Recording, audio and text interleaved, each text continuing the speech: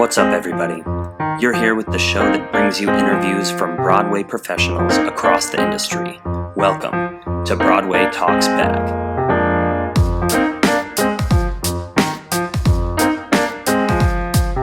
One of those things where it's completely behind the scenes. What all is happening? Do you have a team? No. Well, you know what? Nobody has a team when they first do this stuff. And then all of a sudden they become, multimedia moguls. What is up, guys? My name is Travis Ward-Osborne. Welcome to Broadway Talkback. I'm sitting here with the ever-lovely Paige Williams. Hi, Travis. How's it going? It's going really well. Excellent. And we're going to be talking a little bit about where she came from, what she does, how she got here. We're going to find out. So actually, give us a little intro. Where are you from? I am from Centerville, Virginia, which is a town outside of Washington, D.C. Okay. I lived there my whole formative life. I started dancing when I was 3. I actually was born with my feet turned in. No way. Yeah. And had plaster casts on my legs and orthotic shoes. And my mom was like, you know what? I think maybe dance would help this. And it will. Yeah, for sure. Exactly. She thought, ballet with a turnout would maybe help. And on top of that, too, I was one of those kids that as soon as music started, was dancing. Absolutely. Dancing to, if it was dramatic, I was dramatic. And if it was upbeat, I was, yeah. So it was in you. It was in your blood. Yeah. Absolutely. Yeah. And so I started dancing when I was 3. And my family, especially the ladies, we're all very big, kind of arts and movie theater enthusiasts. Sure. So that was a very easy path to kind of find musical theater. Mm-hmm. My mom was like, wait, you want to watch these Gene Kelly movies? Right. Sit down. Here we go. This is great. So yeah, I was very much encouraged in that. And so from there, by the time I was late teens, I had finally decided, yes, I think I want to pursue this. And I decided I wanted to go to college for it. Okay. So I went to college for dance at Oklahoma City University. Sure. I was a dance performance major, graduated, worked summer stock for 3 years at Music Theater of Wichita. Okay. And then moved straight to the city after my last summer stock summer and, started grinding. Doing the grind. Yeah, absolutely. Auditioning and trying it out. So you've hit 5 of my questions already. Oh, no.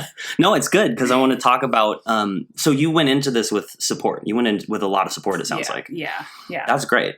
Yeah, I feel very lucky. And like I said, my mom, my grandmother, they were all very excited that I wanted to sing and dance. Yeah. And so I very much lucked out in having a great support team. And also my studio where I grew up was also very musical theater oriented, a musical theater based education. Yeah, that's awesome. Tap jazz, and then of course your bread and butter of ballet. But she very much wanted us to understand style. Yeah. As well as technique, just as much as technique. And also the discipline of we're all doing this to tell a story. We're all, we're all in this together. Stop. Always, I can't not do it. Travis, please don't deny me. Just my shit. We have to. We have to. Yeah, no. Discipline. It's funny that you say that because we're doing Aladdin together. Yeah. And she is the queen of discipline. So it's it's a fun time. It is a fun time. It's a balance is what it is. There you go. We balance each other out. Mm-hmm.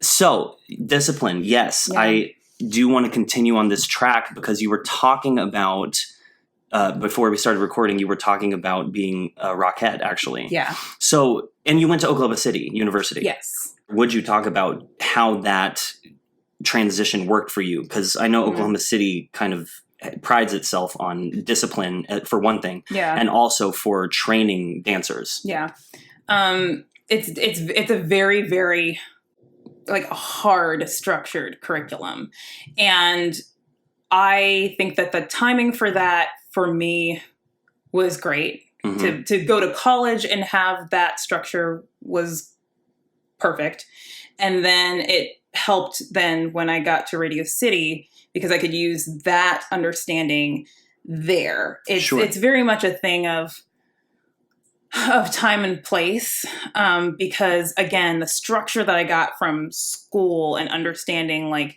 the discipline and this is how it's done, and to follow the rules and be very, very detail oriented is very helpful for Radio City. And I think it was like a great moment of timing for me to be able to use those skills so close to my time coming out of college. But there's also like a time and a place where you have to kind of break out of that structure. Make sure that like you are, in the right environment to kind of break out and stretch and grow. Sure, of course. But there's definitely, I think there's something to be said for both. And again, as we were saying, as balance. It's important in life. Yeah. So how did you find your way into those auditions? I mean, was it something that you got set up through your school? Was it something that you just showed up in the city and you were like, here I am, and it just happened to work out? How did that work? Strangely enough, it did happen that at the time, Christmas Across America was still a thing. And Radio City was touring through Oklahoma City, and they did a master class at our school. And I had never really thought of being a Rockette. Interesting. At that time. Like, I had never really thought about it. I was always like, they're really, really cool. Yay. But yeah. And I hadn't really envisioned myself doing it. Interesting. Until I took that master class, and I was like, oh, I kind of like this. I got the skills. I was like, wait, there's something very satisfying about being right on the beat. Ha. That precision. Yeah. There was something that I found, and not everybody's like that. Like, some people are like, nope, I can't. And for me, I was like, but I like it. It's just so. And from there, I was like, you know what? I think I'll try it. I'll give it a try. And it was very like, I'll see what happens. And I auditioned twice. I did it once immediately after graduating that summer. Wow. And then I auditioned again the next summer, and that's when I got it. And that was for the New York company? That was for the New York company. Wow. Yeah. And so did the audition line up through the class or through the master class? Is that what happened? Or? No, it just so happened that like the master class happened at school, and then I, did my own research to see like when and where the auditions were going to happen. So it was an open call. Wow. Yeah. And that's it was, amazing. The first one I went to was in Chicago when they were still having auditions in Chicago. And then the second one, I auditioned here in New York. Okay. Yeah. And that's the one that you booked. That's awesome. Yeah. Cool. So how do you attribute your success to like how you were brought up, how you were taught? Do you, who do you credit these things to? I gotta say my dance teacher, she at home, Raynor, there were things that she taught us, like about discipline and hard work, and just kind of working toward a goal that I think really influenced us in more ways than just like what we do on stage, but like how we approach what we do. And I feel like that, I kind of feel like that was one of the highest stakes of like be on your game. Like, cause we were like taking care of our costumes by ourselves. Right. Like I was like sitting, like sewing on like things to hats and like upkeeping buttons and things like at home, just like, I'll get to algebra, but first. Yeah. Like, ooh, but You like had all the skills. you know, Yeah. just like really kind of being responsible for like every aspect of what you brought onto the stage. Yeah, that's huge. Having that kind of responsibility, especially as a kid, Yeah. to really be on your stuff Yeah. and to have that kind of responsibility and carry that through your life. Because I mean, it's something that like it really helps going into Oklahoma City, going into the Rockettes. Yeah. And then going on to do several more things on Broadway, Yeah. which is, you know, like I applaud you, firstly. So I do want to talk about, too, you were saying that a lot of people from your studio back home Yeah. have also had success or have chosen not to pursue a career in the arts, which is Yeah. also a completely valid thing coming from the arts education side of things, Yeah. because I'm getting on my high horse right now, but I also feel like arts education is really important for Yeah. building that sort of discipline that we were just talking about. Mm-hmm. But I do want to talk about you are multi-talented. I mean, you are not just a dancer, you're also a singer and an actor, right? Yeah. So how do you maintain those things that maybe aren't the dance side of things? Yeah. I take class. Mhm. Getting back into voice class is kind of expanding what I have, especially because I've been singing much more now because Mhm. we get the opportunity to sing 8 shows a week, and see where that's put me. Yeah. But also to kind of like go and take dance classes too and Yeah. find joy and excitement in just taking class Yeah. for fun.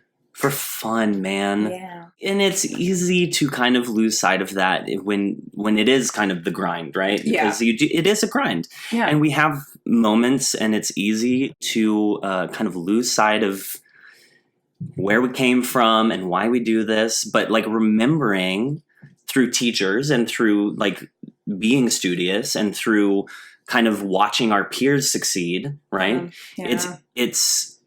It's fun. You can get back to that sense of like why we do this. And Yeah. I think that's a really important point that you brought up. So I'm curious, do you have any teachers that you particularly identify with or that you enjoy taking class from? I do. I enjoy Ray Hesselink's tap class. Mm. It's very fun and a challenge. Yeah. I've come to really enjoy challenges.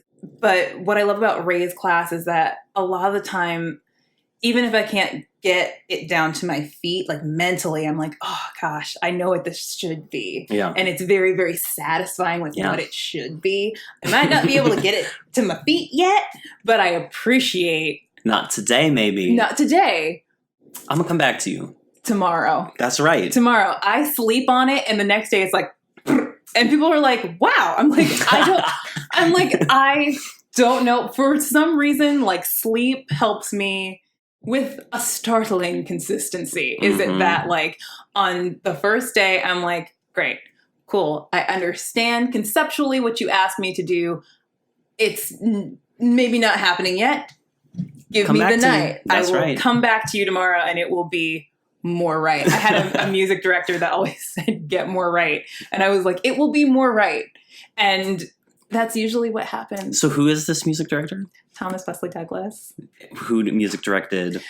He music directed for Music Theater of Wichita. Ah, So he Yeah. was like our kind of, for all the shows and in the season, he would music direct us. And he is, because he's still doing that, is wonderful and an amazing music director and also an amazing teacher. Yeah. Because like I said, it's been years and years, and I still say get more right. And it Get makes more me right. it makes me feel better. People are always like, oh, and I'm like, but no, it's true. Like Well, all you can do is like work towards just like getting closer to absolutely. what you need to do. Absolutely. And I like it a lot. So, not counting Broadway. Yeah. You mostly worked at Wichita. Yeah. like for when I was in college. Yeah, those Okay. Yeah. 3 summers around my college time. Yeah. Cool. So we're gonna step away from talking about Get More Right, even though I love it so much. And I want to talk to you about teaching, just because I know you have a good passion for that. Yeah. So do you teach in the city? Have you taught elsewhere? What's your story there? I teach master classes in the city. And I have taught when I was on tour with, I think with my second tour, I taught there as well, like from place to place. And I don't know, I love what I get to do. And I love explaining to people that it's important for people to have an appreciation for live theater. Yeah. Like, because we all need it. It's really, really important. It's incredible. So, yep, that's a really important point. Yeah. So when you teach, yeah. what do you find makes an effective student, even in somebody who's not necessarily interested? Yeah, I mean, I think just trying. Yeah. Just trying. Take the first step. Take the first step. Just try it, and you might surprise yourself. I'm always so excited to see kids who are just willing to try. Yeah. Like, and sometimes that's the most fun. Oh, it's awesome. Yeah, people who surprise so cool. themselves with like enjoying a like theater dance class. Yeah. It's like, who knew? Well, and it's kind of the same moment that when I look out into the audience, which I'm not supposed to do, but when I do it and I see like some dad in his baseball shirt and his baseball cap and like just the last dude you would expect to be having a blast, and you see him and he's just loving his life. Like, I love that moment of connection. Yeah, because it's for everybody. It doesn't matter like what anybody's like, you know, what you pursue really. It's like for people who have been musical theater fans their whole life, and for people who like, you know, their friends said like, let's go and do this. Like, you know, like you don't really know. And a lot of the time, again, exists in our society because we as humans have an appreciation for it. Yeah. You do have an appreciation for it somewhere. Some version of it. It's just one of these shows is for you, you know? Yeah. And it's just about, again, that first step of like, if you are like wary about going to a show or like, oh, musical theater is weird or it doesn't make any sense or whatever, like it's just that first step of exactly one of these shows. Like there's so much out there and something's going to speak to you. Yeah. And I love it when it does, you know, I love that moment. So I'm really glad we're talking about this, because I do want to talk about like where is theater in your life right now? Like in your soul, where is it sitting? Like, what does it mean to you to be, first of all, as successful as you are, which again, amazing. Second, just in your emotional life, like how does that sit for you? I think theater is always just going to be special for me. There's just nothing like this experience of just sitting in a room with a whole bunch of people and experiencing something happening in front of you that's never going to be quite like that ever again. It just creates this really, really special kind of unrecreatable moment. Yeah. And there's such joy that's created in watching, particularly with musical theater, of watching like a big bad dance number. Yeah. Like, there's just something that's amazing about that. It's electric. It just fills you up, and it is wonderful, like you said, to like look out and see people experience that. It's amazing when I get to go and see a show and just be like, just living for people living on stage. There's something that is always going to bring me great joy about theater. And I feel like it will always be also kind of associated with, my my mom and my grandmother. That's dope. Yeah, it's like it's always going to be something that brought us all very, very close together, something that we all shared and loved. And I just kind of feel like for me and for my family of people who just love stories, like it's always something that kind of brings me home. It feels very natural for me. So with that in mind, Yeah. I have like 5 more questions. Okay. 1. Okay. What's your dream role? Dream role is hard.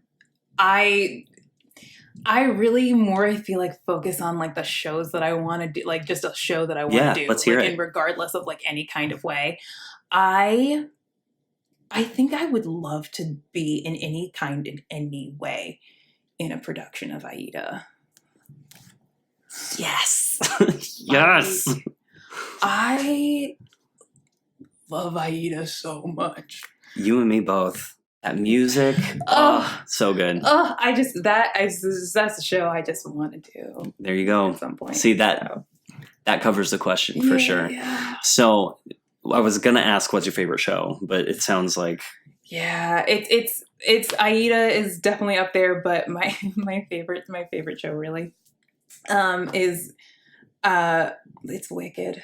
Yeah? Yeah. All right. Yeah, I was like the perfect age when Wicked came out. Yeah. And I truly lost my mind. And the thing is that also, though I saw Wicked then years later after it had been on Broadway for a while, and I'm like, this show is so very good. Listen, when you get it right. Very, very good. Yeah. You just get it right.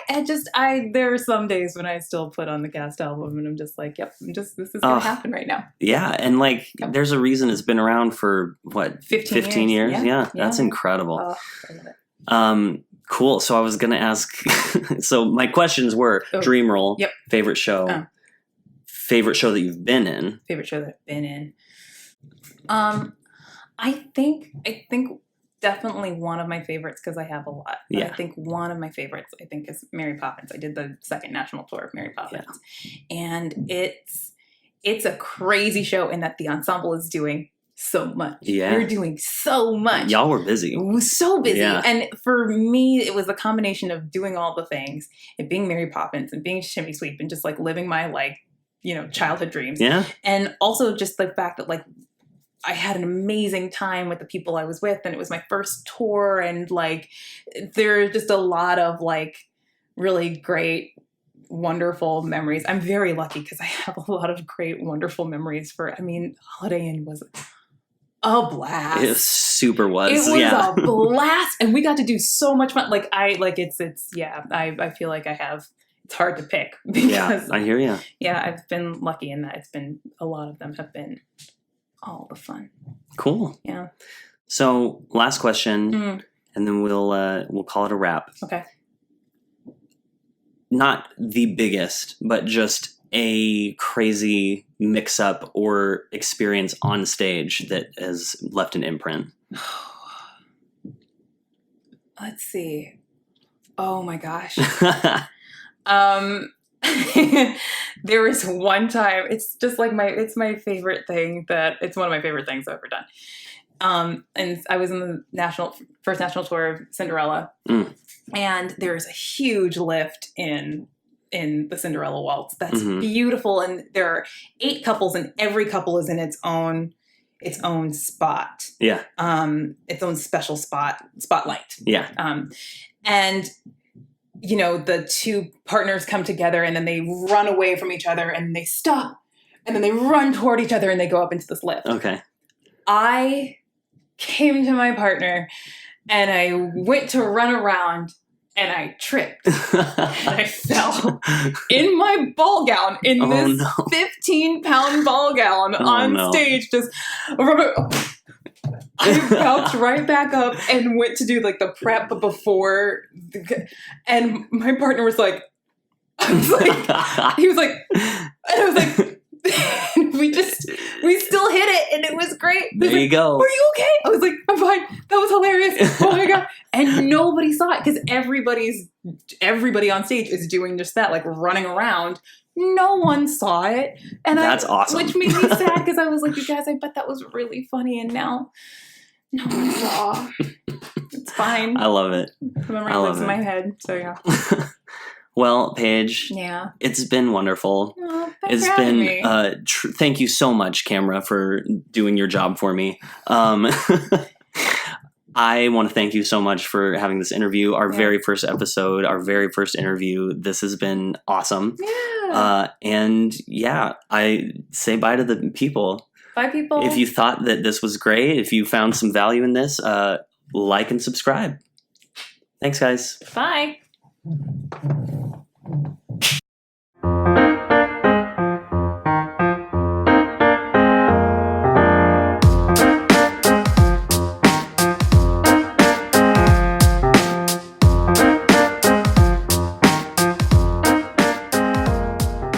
Y'all, thank you so much for watching this very first episode of Broadway Talks Back.